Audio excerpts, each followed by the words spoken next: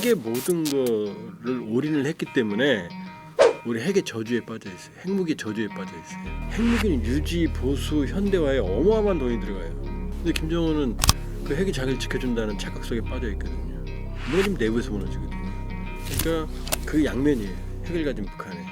핵을 가져서 강해 보이지만 거기 돈이 다 들어가잖아요.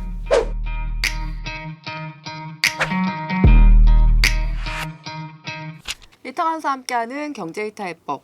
북한이 최근 대규모 열병식을 열었는데요. 곧 열릴 에이펙 정상회담을 앞두고 국제사회에 어떤 메시지를 남겼을지 조한범 박사님과 북한의 최신 동향 짚어보겠습니다. 박사님 어서 오세요. 예, 안녕하세요. 먼저 노동당 창건 80주년 행사 먼저 여쭤보겠습니다. 이번에 대대적으로 좀 치러졌는데 박사님께서는 어떤 장면과 메시지에 좀 주목하셨을까요? 별로 대대적이지 않았어요. 이제 80주년이니까 김정은이 집권하고 나서 처음 10년이 70주년이었죠. 10년 전. 근데 그때는 쥐책임이 아니죠. 그 선대 초기니까. 근데 이번은 집권 14년 차니까 김정일이 2011년 12월 17일 날 죽었거든요. 그러면 이제는 자기 시대거든요. 그러니까 김정은이 자기 시대를 알리는 대규모 열병식, 그다음에 80주년, 그다음에 이제 우리와 전 세계가 이제 글로벌 안보의 불확실성 시대잖아요. 거기다 이제 우리와는 헤어질 결심을 확실히 했으니까 대대적으로 할 거다 했는데 하늘이 도와서 비가 왔잖아요. 그러니까 하늘을 활용을 못 하잖아요. 그 비행기를 못 띄웠어요. 김정은이 왜 밤에 열병식을 하냐면 화려한 이 밤의 연출을 우리 조용필 선생님이 항상 밤에 공연하죠. 왜 그런지 알아요? 그게 훨씬 극적이거든. 연출 잘하고. 근데 밤하늘 이용을 못했어요. 비가 왔어요. 거기다가 병력은 좀 많이 동원된 것 같은데 장비는 예상을 뛰어넘지는 않았어요. 다 예상했던 것들이에요. 따라서 언론들은 뭐 대대적이다 그러는데 제 기준으로 보면 뭐 소문난 잔치, 뭐 북한 열병식을 잔치라고 할 수는 없지만 먹을 게 없는 평년 수준을 크게 웃돌지는 않았다 이렇게 볼 수 있어요. 열병식에서 사실 역대급 군사력이 이제 공개될 것으로 예상을 했었는데 말씀해주신 걸 보니까 예상했던 장비 정도. 종류도 많지 않았어요? 그럼 김정은이 9월 최고인민회의에서 뭐 언급했던 비밀병기 뭐 이런 것도 등장을 좀 했나요? 우리 기준으로는 등장하진 않았어요.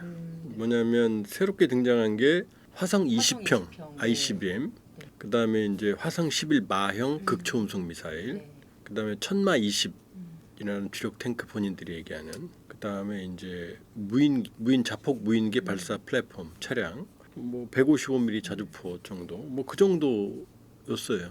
아마 새로운 비밀 병기들을 보유했다. 그럼 보여줬겠죠? 왜냐하면 북한은 비밀을 안 숨겨요. 네, 보여줘요. 네, 왜냐 그 짓는 개는 안 물잖아요. 그러니까 우리 이런 거 많아라고 보여주는 스타일이. 남들은 비밀로 감춰야 되는 걸 항상 보여줘요. 살짝 모자이크 처리해서 궁금증을 유발한다든지 있다면 이번에 보여줬겠죠. 아마 그게 극초음속 미사일 화성 11 마형, 그다음 화성 20형이 아니었던가 그렇게 추정하고 있어요.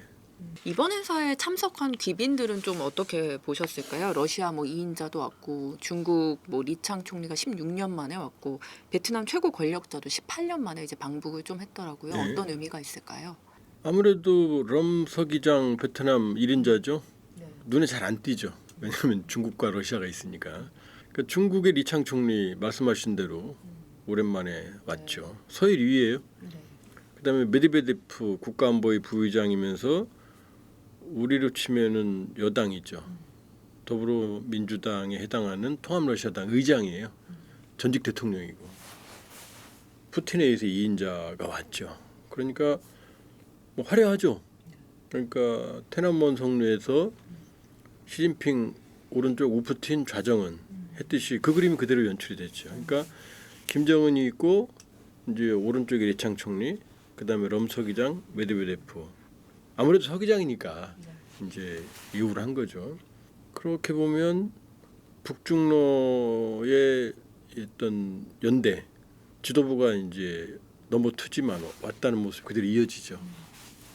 그러나 독재국가에서 넘버투가 무슨 의미가 있어요? 없잖아요. 시진핑이 안 왔잖아요. 네. 푸틴이 안 왔잖아요. 시진핑은 어디 와요? 경주에 오잖아요. 에이펙에. 그렇게 보면 북중러 연대天安문 성로에서도 북중러 3자 정상회담은 안 열렸어요. 그러니까 뭐 신냉전이다, 뭐 신북방 삼각구도다, 그건 과장한 거다, 과대포장한 거다. 북중 북러는 되는데 북중러는 안 된다. 그 다음에 지금 중국의 눈은 뭐 서로 친서 오고 가면서 뭐 시진핑 뭐 김정은이 서로 뭐 죽고 못 사네 그러지만 시진핑 마음은 경주화에 있다. 한중 정상회담과 미중 정상회담. 뭐 트럼프 뭐 맨날 뭐 소리 지르고 그러지만 트럼프 치킨 아웃, 트럼프 올웨이즈 치킨 아웃, 타코 만나게 만날 거예요. 왜냐 서로 만나야 되거든요. 그러니까 뭐 벤츠까지 뭐 중국이 이성적으로 하라, 우리가 더 카드가 많다. 짓는 게는 안 물어요. 미국이 더 힘들어요. 서로 싸우면. 중국은 독재 국가니까 국민들이 참아요. 근데 미국은 일반 사람들이 안 참잖아요. 중간 선거 때문에. 그러니까 트럼프가 징징대는 거예요. 사실은 중국한테 세 보이지만 만날 거예요. 그다음에 시진핑도 경제가 안 좋으니까 미국하고 정면 충돌이 쉽지가 않아요. 그럼 시진핑 마음은 경주화이죠. 그러니까 북한이 뭐 화려하게 얘기했지만 지금 뭐 베트남 럼석이장 갔지만 베트남을 무시하는 게 아니라 국제 무대에서 그렇게 주요한 국제 행위장 아니잖아요. 그러면 것 역시 소문난잔치에 먹을 거 없는, 연초부터 북한이 많은 귀빈을 초청을 했지만 간 나라들이 다 권위주의 국가들이에요. 이상한 나라들이 많아요. 그 나라들은 혼나겠네 이러다가. 그러니까 외빈들도 소문난 잔치 먹을 거 별로 없었다 이렇게 볼 수 있어요. 그동안 러시아 우크라이나 전쟁 국면에 북한이 러시아 쪽에 조금 밀착하는 모습을 보여왔잖아요. 뭐 이로써 얻게 된 좀 득과 실 박사님은 어떻게 보고 계실까요? 평가가 엇갈려요. 이번에 열병식에서도 해외 특작부대, 해외 특수작전 부대까지 공개를 했어요. 그러니까 러시아에 파병한 부대라는 걸 전 세계 보인 거죠. 또 메드베데프 앞에 보인 거죠. 러시아 부의장 앞에. 지난해 10월에 12,000 정도 파병됐고 1월에 3,000 정도 추가 파병이 됐어요. 그리고 이제 그 이후에 6,000명 추가 파병 약속을 했는데 그건 이제 6월달에 쇼이구 안보사회가 평양 갔을 때 얘기고 1월 기준이면은 15,000 정도 되는 병력인데 그때 기준으로 전사자가 2,000명이에요. 그럼 전사자하고 부상자 비율이 통상적으로 3대 1이거든요. 2,000명 전사면 6,000명 부상일 거 아니에요. 그럼 15,000명이 6,000이면 8,000이면 전멸한 거예요. 어마어마한 희생을 치렀죠. 거기다가 러시아가 지금 쓰는 무기의 거의 절반가량을 최대 북한에 의존하고 있다. 소모성 탄약류 평가까지 나오거든요. 그럼 어마어마하게 준 거거든요. 그럼 어마어마하게 받았어야 될 거 아니에요.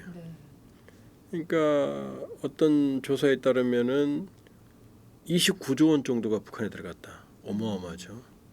라는 평가도 있는 반면에 독일 쪽 재단에 의뢰한 연구 결과에 따르면 아마 프리드리 나우만 재단으로 제가 기억을 하는데 간 건 98억 달러어치 북한에서 러시아를 받은 건 12억 달러 9분의 1 정도밖에 못 받았다 이런 평가도 있어요. 근데 많이 못 받았다는 평가가 더 유력한 것 같아요. 왜냐 북한 경제를 보면 알거든요. 어마어마한 29조 원 정도의 외화가 들어갔다면 환율이 떨어져야 될 거 아니에요. 북한 1달러당 지난해 상반기 봄 정도 수준에서 북한 원화가 1달러당 8,000원에서 9,000원이었거든요. 지금 9월 말 기준으로 3만 원에서 4만 원이에요. 그 말이 안 되잖아요. 어마어마하게 돈이 들어갔다면.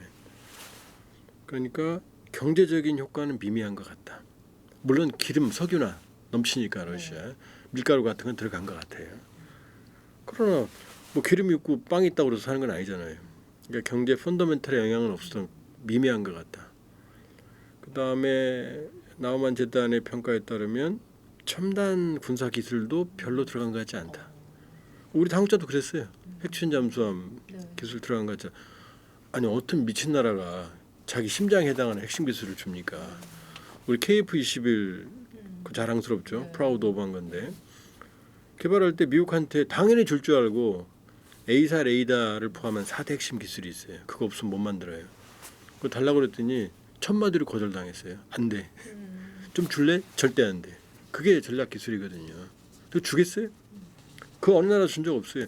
러시아가 중국한테도 그런 기술은 준 적이 없어요. 근데 북한이 좀 군사적으로 도와준다고 해서 그걸 주겠습니까? 뭐 옛날 구닥다리는 좀 일부 준 것 같아요. 그러나 핵심은 안 준 것 같다. 저는 뭐 러운전 초기부터 북한군 파병은 전 자살골이다. 자살행위다. 지금 김정은이 파병하고 나서 그 전사자들 위로하는 대회를 개최하고 속죄한다는 표현을 공개적으로 2번이나 했어요. 속죄.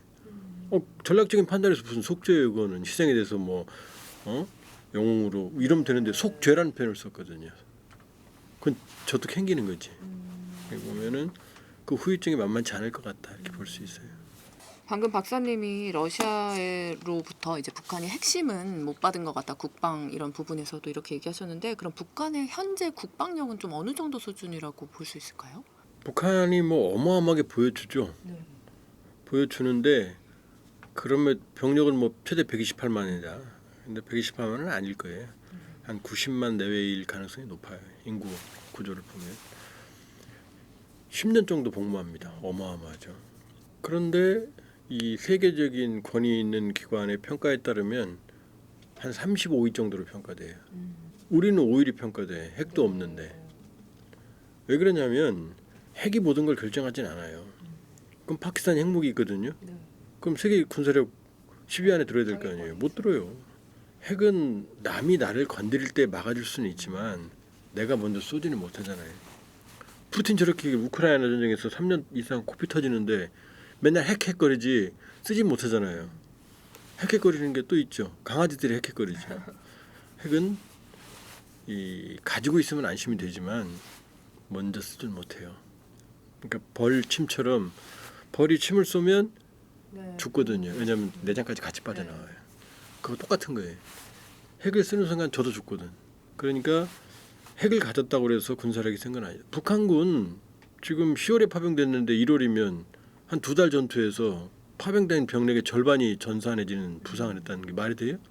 북한의 부모들이 인민군에 입대하면 제일 먼저 걱정하는 게 영양실조예요. 가면 30% 정도는 영양실조예요. 영양실조로 사망하는 비율도 상당히 높아요. 그래서 제가 인터뷰했던 북한군 상사 출신 여성분 말씀을 들어보면 같이 입대했던 자기 동기들 중에 4분의 1이 영양실조로 죽었대요. 그건 극단적인 케이스겠죠. 네. 그 정도인데 전쟁을 어떻게 합니까? 전쟁은 미국이 전쟁 잘하면 미군이 싸움 잘하는 것 같죠? 우리 군대가 훈련이 더 세요. 미군이 싸움 잘하는 건 돈 때문이에요. 돈으로 쏟아붓는 거예요. 전쟁 현대전은. 이스라엘이 저렇게 싸움 잘하는 것 같죠? 용맹한 것 같죠? 쟤들 돈을 쏟아부어요. 쓰는 소모량이 어마어마해요. 돈이 결정합니다. 돈이. 그러니까 북한이 저 가난한 나라 경제적으로 최빈국이거든요. 전투력이 있을 리가 없죠. 뭐 이러면 뭐 북한을 무시한다 그러는데 이게 현실이에요. 돈 없는데 전쟁을 어떻게 해요? 탄약을 무지막지하게 소모하거든요. 지금 러우 전쟁 뚜껑 열어서 뭐 드론 AI가 하는 거 같죠? 아니에요. 누가 많은 물량을 소비하느냐. 탄약, 포탄, 전차, 장갑차, 병력. 누가 많이 소모하느냐에 따라 달려있어요. 전쟁의 양상은 바뀌질 않았어요.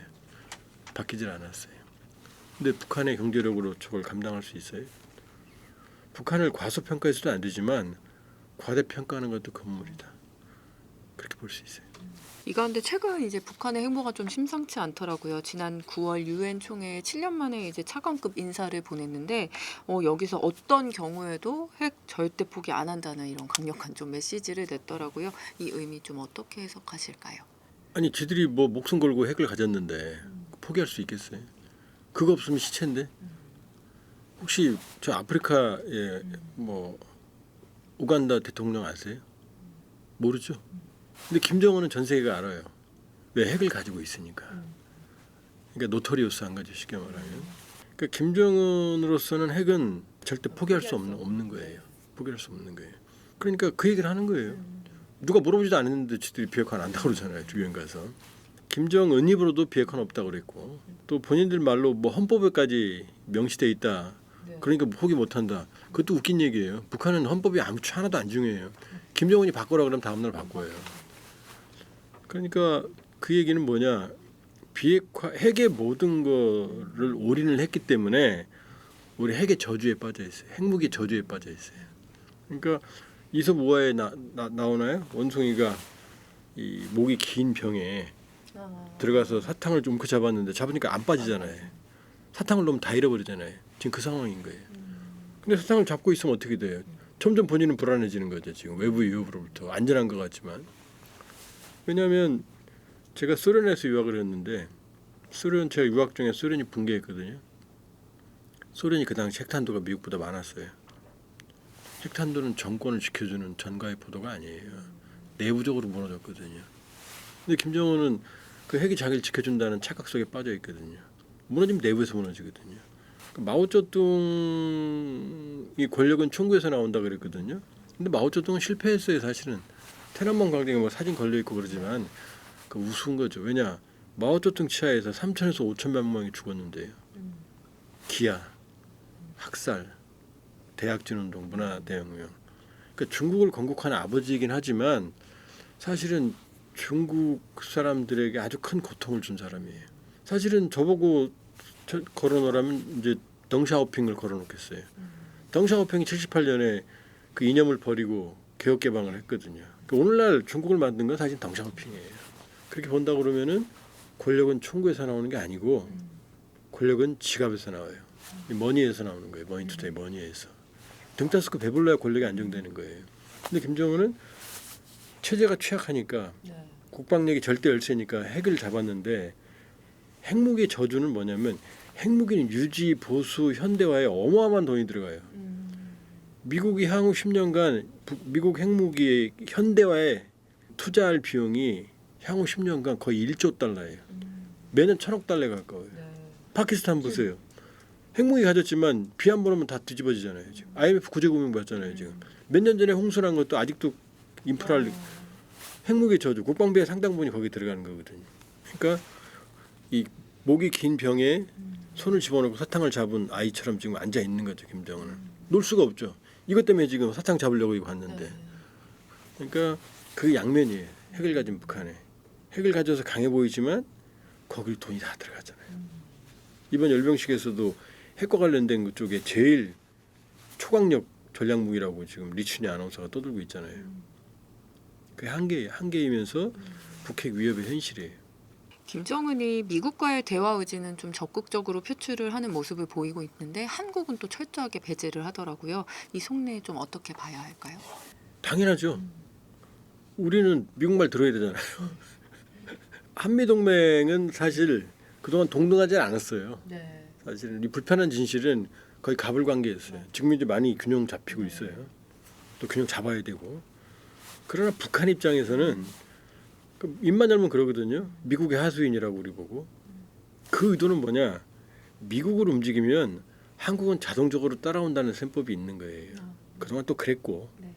지금 한국과는 문재인 대통령 때 해봤거든요. 그랬더니 한국이 역할을 못했잖아요. 그 김정은이 화나서 삶은 소자갈이라고 욕했잖아요. 그다음에 기다렸더니 누가 왔어요? 윤석열 정부가 왔잖아요.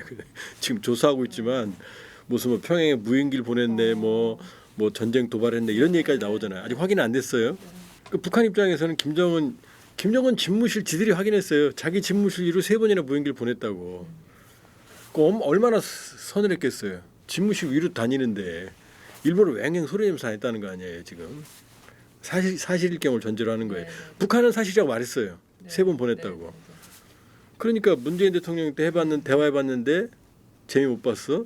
거기다 윤석열 정부 때는 황당한 일이 벌어졌어. 본인들 말대로라면 에이씨 우리 이제 안 만나. 헤어질 결심. 우리 딴 나라야. 이렇게 한 거예요. 근데 미국은요. 자기들 목줄을 잡고 있잖아요. 대북 제재로 북한의 교역의 95% 정도가 막혀 있어요. 우리 교역이 95% 중단되면 어떻게 돼요? 여기도 문 닫아야 돼요. 그러면 지금 다들 손가락 빨면 상황이 정말로 나라가 아닌 상황이에요. 그걸 풀어줄 수 있는 게 누구냐? 중국 아니에요. 러시아 아니에요. 미국은 이거든. 미국 결정하면 되거든요. 그러니까 김일성도 김정일도 김정은도 모두 마음은 미국에. 니문 먼 곳에 미국에 있는 거예요 지금. 그러니까 미국과는 어떻게든 문제를 풀려고 그런다. 잘 모르죠. 사람들이 미국과 뭐 떠드니까 아니에요. 미국은 반드시 만들라고 그래. 김정은이 9월 21일 날 최고인민회의 연설에서 뭐라고 말했어요. 트럼프 대통령과 좋은 추억이 있다. 그 새빨간 거짓말이에요. 2019년 2월 하노이 가갖고 기차 타고 헤헤거리고 갔는데 뺨 맞고 왔잖아요. 그리고 또 2019년 6월에 트럼프가 도쿄에 와서 정우랑 만나자고 트윗 날리니까 또 헤헤거리고 나왔거든요. 그 판문점에서 1시간 이상 만났는데 아무 성과 없었거든요. 김정은에게 가장 큰 정치적 상처를 준 게 트럼프거든요. 그 무슨 좋은 추억이에요.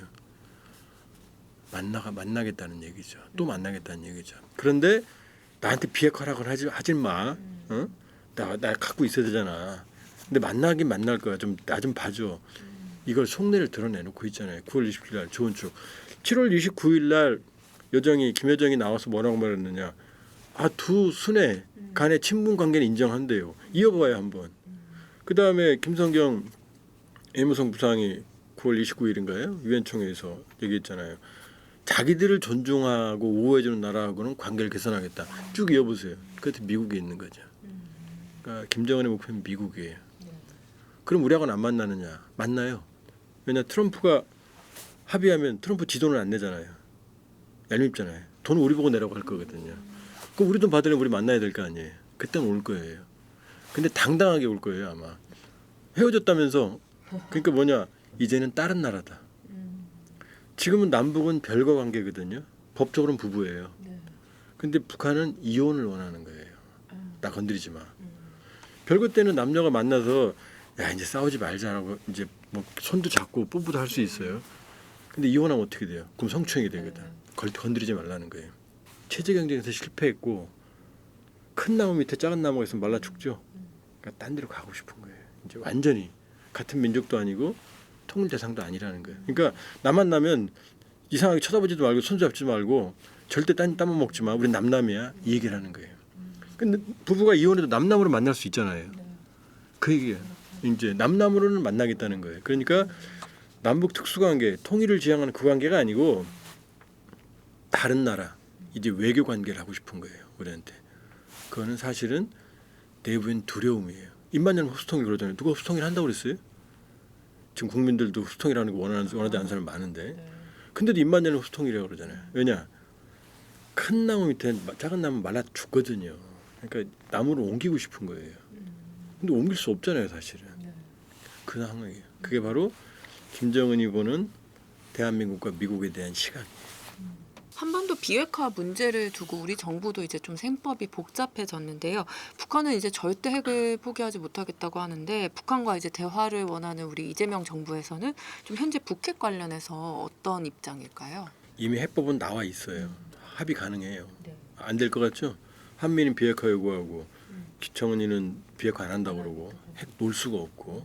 근데 이재명 이 대통령이 최근에 이런 말을 했어요. 3단계 해법. 동결, 축소, 비핵화 안전화. 이게 3단계론이거든요. 근데 동결을 최근에는 또 중단이라는 표현을 또 써요. 동결하고 중단은 같은 얘기예요. 근데 동결은 NPT의 비핵화 프로그램에 있는 공식 용어예요. 프리징. 뭐냐면 현 단계에서 개발을 모든 핵 활동을 중단하는 동결하는 거예요. 완전히. 누가 해도 동결, 축소, 비핵화로 갈 수밖에 없어요. 이거는 상식적인 말이에요. 근데 왜 이 말을 하느냐? 그다음에 동결 단계 합의도 받아들일 수 있다 이런 얘기까지 했어요. 중단은. 왜 이 말을 했느냐? 이게 중요한 게 뭐냐? 지금 북한은 우리를 공격할 핵 능력은 있어요. 근데 미국을 공격할 ICBM 능력은 없어요. 왜? 한 번도 정상 발사 안 해봤거든. 탄도 재진입도 안 해봤거든. 없는 거지. 신용만 내는 거죠. 그럼 이 상황에서 계속 시간을 주면 북한은 언젠가는 개발하겠죠. 근데 지금 한국은 불안하고 미국은 아직은 안전해요. 그럼 트럼프 입장에서는 이 상황에서 만일에 동결을 해버리면 어떻게 돼요? 미국이 안전해지잖아요. 그럼 미국 국민들한테 뭐라고 말해요? 내가 비핵화했어. 이렇게 말할 수 있잖아요. 근데 정은 입장에서는 이거 비핵화 행동은 아니잖아요. 중단한 것뿐이잖아요. 나 비핵화한 거 아니야? 이재명 대통령 아니 그것도 받아들일게. 어쩔 수 없으니까. 상황 악화되는 것보단 나으니까. 그럼 어떻게 돼요? 합의가 된 거잖아요. 지금. 요 동결 단계에서 합의 가능성은 높아지고 있는 거예요. 그럼 우리 입장에서는 왜 동결을 받아들이느냐? 문재인 대통령 이후 하노이 북미 정상회담 깨지고 나서 북한 핵이 안정화됐느냐? 더 악화됐잖아요. 심각하게 악화됐잖아요. 그러니까 울며 겨자 먹기로 일단 안정화시키자. 입구를 열자. 그 현실적인 선택을 한 거예요. 그러니까 뭐 동결을 받아들이는 거 뭐 북한이 인정하는 거 아니야? 좀 뭐 바보 같은 데 아니야? 아니에요. 동결이 현실적인 대안이에요. 그럼 이제 문제는 어디서 터지느냐? 정은이는 여기서 동결해서 멈추고 싶을 거고 그 다음 가야 될 거 아니에요. 네. 문제는 여기서 발생해요. 그러니까 동결에 합의한 건 현실적인 선택이에요. 근데 문제는 어디서 발생하느냐? 동결 다음 단계로 가느냐 못 가느냐 이제 그때 평가를 해야 돼요.